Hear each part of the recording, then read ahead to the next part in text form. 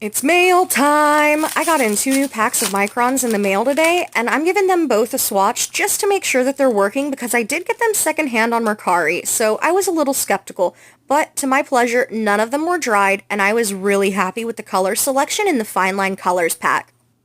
This purple is a little hard to see on the page, but it matches the purple of the Furby that was just above my hand, and I really like how warm this brown color is. I can definitely see me using it for some wood grain in the future.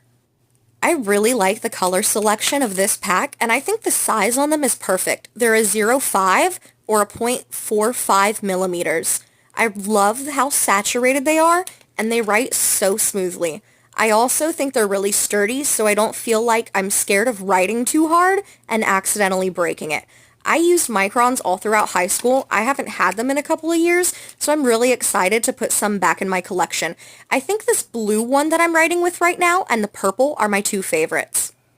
I didn't own any colored ones before other than maybe a red, but I definitely didn't appreciate it for what it was. I've done a lot of digital art, and when I do digital art, I like to use different colored line art, so I'm really excited to incorporate that into my traditional art too.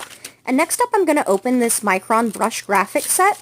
I'm really excited about this because it has everything from a 005 all the way up to a 1 with a brush pen.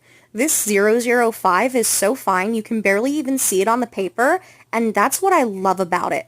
I always did a lot of hatching with that one, but it always scared me because of how fine it was. I'm so clumsy, I was worried that I would press too hard and break it. And I think that actually did happen once. With how many markers I've used in the past, though, only happening once is a pretty good track record. I remember that I always loved the 03 and 05 sizes, but I think my favorite out of this pack is actually going to end up being the 08 and the 1, especially if I'm working with markers.